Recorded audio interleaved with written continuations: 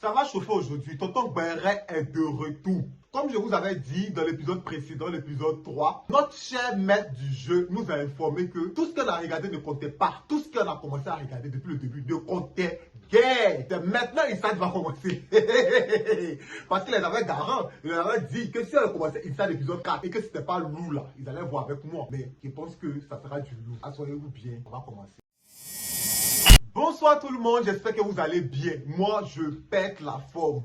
Quand je dis qu'il y a Papatouya là, je suis là, je pète la forme. Donc aujourd'hui, nous allons parler de notre très cher épisode 4 de notre série Inside. Tous les insiders sont beaux, sont frais, ont bien mangé et tout. Le maître du jeu les informe qu'il y a une enveloppe sur la table dans le salon. J'arrive dans Yogo et je suis le maître du jeu.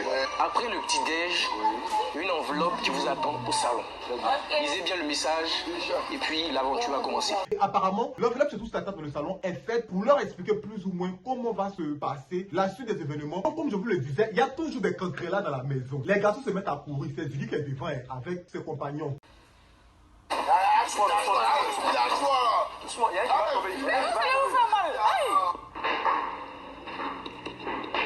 Bim, ils se jettent dans le salon, ils prennent l'enveloppe, ils lisent. Chers insiders, je vois que vous avez fait la connaissance du maître du jeu. Sans plus tarder, nous vous donnons rendez-vous dans la grande cour extérieure pour le premier défi Inside. Plus ou moins comment ça va se passer avec, comment on appelle ça, avec les différences de preuves que notre très cher maître, M. Dayogo, avait signifié tout à l'heure au préau. Donc, il n'y a pas de il y a bien fait, il y a bien 10 millions. Aujourd'hui, les candidats participeront à leur premier défi. Après tout ça, ils décident de scinder le groupe en deux. C'est-à-dire, ils étaient 14. Je disais, ils étaient 14 membres. Et parmi les 14 membres, il a décidé de diviser les 14 en deux groupes bien distincts. C'est-à-dire, il y aura un premier groupe qui sera assis sur la chaise, à qui on posera des questions. Et le second groupe sera juste à l'arrière des autres. C'est-à-dire, une bonne réponse trouvée à un lot à remporter. Une mauvaise réponse à un bain à faire. Et comme je sais que tous les habitants de la maison n'aiment pas trop se laver, il y aura certains qui seront bons se faire les toilettes. Donc, ça commence. Donc, comme je disais, il y a certains habitants de la maison qui n'aiment pas se laver. Après, je vous dirai c'était qui. Mais ils auront droit à un bain bien glacé à base de champagne. Et en parlant de champagne, il y a eu une polémique sur Internet à l'épisode 4. Soi-disant, le budget de la production était tellement serré qu'ils étaient obligés de prendre les pots de champagne pour faire le jeu, c'est-à-dire pour utiliser ça comme un récipient, pour mettre de l'eau, pour mouiller les candidats. Mais attendez, vous ne savez même pas si les membres même là, ils sont en partenariat avec cette marque de champagne. Vous ne savez pas si c'est un sponsoring. Vous ne savez pas si c'est juste une publicité ou peut-être le champagne leur appartient. Ils essaient de juste valoriser la marque. Vous vous jetez sur eux en gricata pour dire qu'ils ont utilisé pour des champagnes pour se mouiller. Et si ils ont utilisé pour se mouiller, c'est votre problème. Ils ont utilisé un bouton pour se mouiller, c'est votre problème. Même pour l'oaba des femmes en Angola, c'est votre problème. Laissez les gens se mouiller les autres de les braiser. Vous n'avez pas les autres de les braiser. Vous vous jetez sur eux comme cela, on dirait, je ne sais plus. Donc on continue. Après ça, le maître du jeu a scindé. Dans le premier groupe, il y avait Bettina, il y avait Zeynab, il y avait Chika, il y avait également Ismaël, il y avait Ziggy et Siata. Donc, le maître du jeu commence les hostilités et tout. Il commence à poser des questions. Il pose la question à Lévry. Quel état est situé le plus à l'ouest du continent africain? Sénégal, Somalie. On pensait que Lévry c'est le daron, c'est l'intello. Après que Lévry ait échoué, on lui a donné un bon bain bien glacé. Après Lévry, il y a eu Ismaël. On pose la question à Ismaël très rapidement, genre, sur le billet de 10 000, quel animal n'y est pas? Il y avait le chameau, je crois, il y avait l'éléphant, et puis il y avait le cône de quelque chose, je ne sais pas trop, vous verrez un extrait. Et il a répondu... Si tu perds 100 000 francs et un saut de glace. Troisième réponse. Go de Buffon. Faux. À la troisième question, c'est-à-dire que la troisième réponse qu'il a donnée, et c'était encore faux. Toi, tu avais les 10 000 matin, midi, soir. Tu es venu t'asseoir à la télé là. C'est pour dire que tu veux la somme de 100 millions, et pas de 10 millions. Mais si c'est 100 millions tu veux là, il faut diviser 100 millions là par 10 000. Tu vois, il y a combien de fois le billet de 10 000 dedans. Donc, si tu ne sais pas ce qui est le billet de 10 000, et puis c'est toi que les 100 millions dans ta poche, il faut bien t'asseoir. Tes soirées que tu organises, il y a les gâter toutes tes soirées, tu n'as pas croire. Après, Ismaël se retrouve au confessionnal. Il dit carrément, après avoir échoué, il dit... Ils ont foutu bien les 10 000 que j'ai toujours dans ma main. Je suis pas foutu de savoir quel animal n'y était pas. Putain. Mais il y a toujours ce foutu bien dans ma main et puis j'arrive pas à trouver. Mais après, si tu as le foutu bien dans ta main, tu prends ce bien pour faire des achats, tu prends pas la peine même de regarder dessus ce qui n'y est pas et ce qui y est. Moi-même, en parlant de ça, là, je ne sais pas à quoi même le pied de 10 000 même ressemble. Parce que ça fait tellement longtemps que je n'ai pas vu que je me demande même là, même là, il n'y a pas chameau dessus. Comme il y a dit que c'est chameau qui est dessus.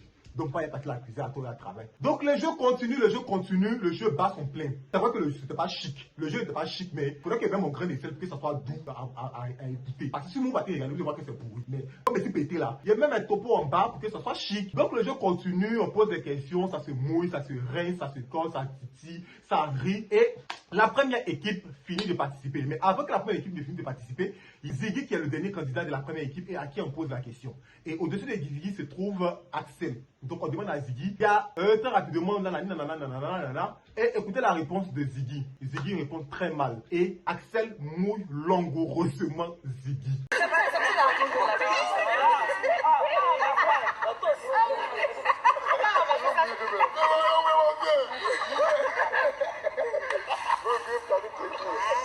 Donc, après que Axel ait mouillé Ziggy, vous-même d'abord, vous n'avez pas trouvé les questions. C'est-à-dire que les réponses m'étaient fausses. Et c'est vous qui venez faire renion.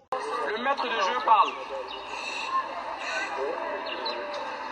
Est-ce que vous savez que vous pouvez perdre 100 000? Non, est-ce que tu sais que tu peux perdre? Dans réunion de jeu de monsieur Gagnogo, monsieur Gagnogo, vous allez menacer. Vous dites que la prochaine personne qui parle perd 100 000. Les voici mener ses règles. Il dit que s'il y a quelques garçons parmi vous, le cas bronché, la seule garçon qui est bronché, il va perdre 100 000. Il n'y a pas un. Entre les tous gonflés. Tu vas te casser. Il n'y a même pas un qui s'est levé pour dire que monsieur Gagnogo peut parler. Motus, bouche cousue. Donc après ça, il a demandé d'inverser les rôles. C'est-à-dire que ceux qui étaient assis, qui se mettent debout, ceux qui étaient debout, qui s'asseyent. Donc ils ont interchangé. Et après ça, il était au cours maintenant de groupe assis de répondre aux questions. Mais avant que cela me dirige à cela, le caméraman qui est passé devant les candidats pour filmer dans les narines, c'était utile. Je veux savoir, lui qui était assis comme ça, canne à pêche, en fait, il voulait pêcher les candidats dans le jardin là, caméra là. Sa venue là, c'était utile. Arrêtez. Mais je voulais mettre un peu de nuance dans la chose, mais vous voulez rendre un peu pimenté là. Faites des choses chic. C'est quoi le topo de mettre le gars avec caméra là, quoi, sa casquette comme ça, comme si c'était en train de pêcher. Donc, autour de Bettina, on pose la question à Bettina. Bettina, attends que le maître, lui, on sait que c'est toi qui as fait Harvard. C'est toi la fille qui vient de la NASA. Miss Maeva Genam, c'est toi qui as fait Oxford. On sait tout. Mais quand le maître dit, je vais te poser des questions, il faut attendre. Pour les autres, ils ont attendu. On leur a donné d'abord les propositions de réponse. Parce que ce sont des QCM. Tu attends que tu donnes ta proposition de réponse avant de broncher. Elle se jette l'oiseau avec les lunettes sur le baobab. Je sais plus c'était quoi. Pas oublier qu'il a porté des porte-habits, porté des lunettes. Je reprends. Que le maître lui a dit que, ma chérie, dame teacher. Je finis les propositions avant que tu me donnes la réponse. Tu reprends ça encore, tu reçois un pseudo et tu pèses 100 000. Jamais ça. Ou bien, c'est pas qu'elle dit ça, elle dit Mrs. Mrs. ou bien Miss. Donc là, Misso, comme c'est toi le professeur de l'école des beaux-arts là, tu veux me dévancer pour aller donner la réponse. Tu branches encore là, je te chasse de l'émission. Il a pas dit ça. Je te chasse de l'émission et puis en plus, je t'arrache tes 790 000 watts, tes 700 combien là, et puis tu seras vilaine. La fille n'a plus branché, c'est tu. Il a posé la question et elle a répondu, la réponse était exacte. Donc, elle voulait nous montrer juste que c'est une fille là à l'école et elle est très intello. Donc, le QCM continue de poser des questions. Il a posé une question à Siata. Elle a bien répondu concernant le monument, genre de la Renaissance au Sénégal et tout. Elle a bien répondu. Après, elle a posé une question à Joël concernant dans la maîtresse d'une femme mariée et tout. Il n'a pas trouvé la réponse exacte. Donc, il a été lavé comme il se fallait. Donc, après ça, il y a eu la question de notre Roxane, cette hypocrite de Roxane là. Donc, il a posé la question à Roxane. Très chère Roxane, dame. De fuite du Ghana pour la Côte d'Ivoire. Les crocodiles. Ninja. Vous, c'est pas moi dit, c'est Ziggy. Donc, très chère Roxane, j'aimerais savoir quand Abla Poku, quand ma tante Abla Poku quittait à chose qu'on appelle ça au Ghana pour traverser pour venir en Côte d'Ivoire. C'était quoi elle est passée? C'était carrément elle est passée. Elle est venue en pirogue. Ou bien elle a marché. La fille comme ça, je crois bien qu'elle a dû marcher. Elle a pas dit qu'elle a dû marcher, il m'amuse. Elle a demandé si elle était fille hippopotame. Elle a dit que je crois que ce sont les hippopotames. Elle sait très bien que c'est hippopotame. Elle sait très bien que c'est hippopotame. Mais elle fait semblant, genre, elle veut réfléchir. Tu sais que c'était du forcé même. C'est pas fait. Elle c'est pas fait. Donc elle a fait comme ça, peut-être que hippopotame, en bonne réponse. Ils ont fini, elles ont continué. On va poser question à Habib. Habib est guindé. On parle de celui qui est venu me connaître. Nanana. Bon, comme tu connais la réponse, il a fait son nez.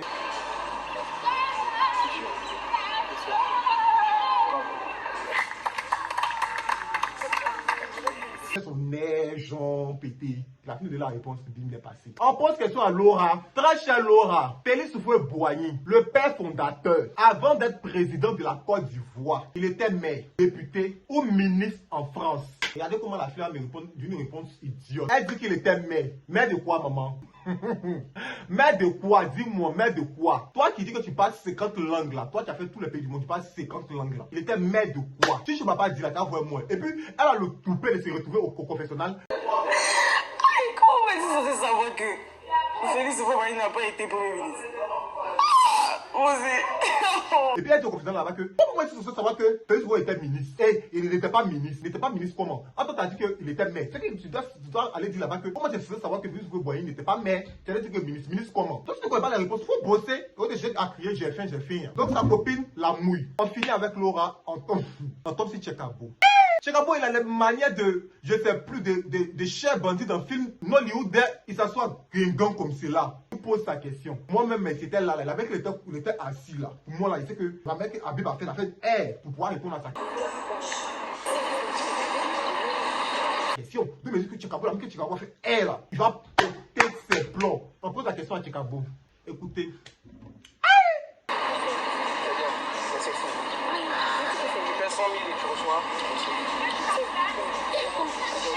Le vieux, c'est comment? Tu as zaï, hein? Moi, je pensais que tu allais péter tes plombs.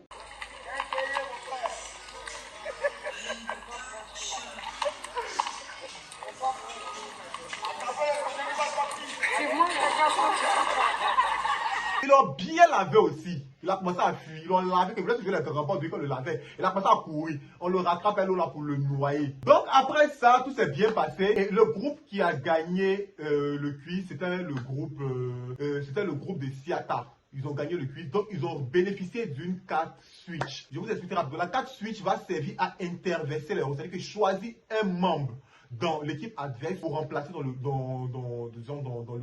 groupe, c'est celui qui a gagné. Donc ils ont fini de parler de ça et tout. Donc ils sont laissés et ils sont rentrés dans la villa. Dans la villa, ils entendent le concours. Chacun essaie de s'accuser à toi. Le groupe qui a perdu suppose s'accuser. Que toi, Ziggy, tu... Mais moi, c'est pas le roi des rois. Ils t'ont dit, ils t'ont bien, ils avaient dit roi des rois. C'est pas logique.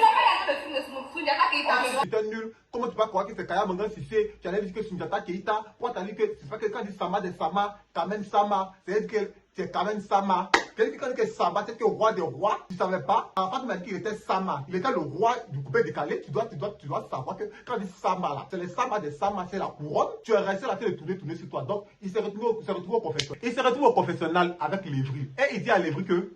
Roxane, tu te joues les dessus. Ta tête en dirait pour Tortue Ninja. Toi, tu n'as pas duré dans cette maison. Ça, c'est clair. Que celle de Roxane, cette hypocrite de Roxane là, elle ne paie rien pour attendre. Si elle veut là, elle ramène toute la famille. Et ses oncles, et ses tantes, et la maison, et les vigiles, et le caméraman de son côté, lui va la vider de la maison. Et il va voter contre elle, il va monter tous les garçons de la maison, il va la chasser. Qu'elle est fausse, et que son riz, elle est un riz narquois, son riz ne fait pas, son riz est trop, son riz est pourri. Ils ont commencé à manigancer, donc c'est qu'il a fait manigancer un coup, et écoutez ce qu'il ajoute, que le visage de Roxane en dirait Tortue Ninja.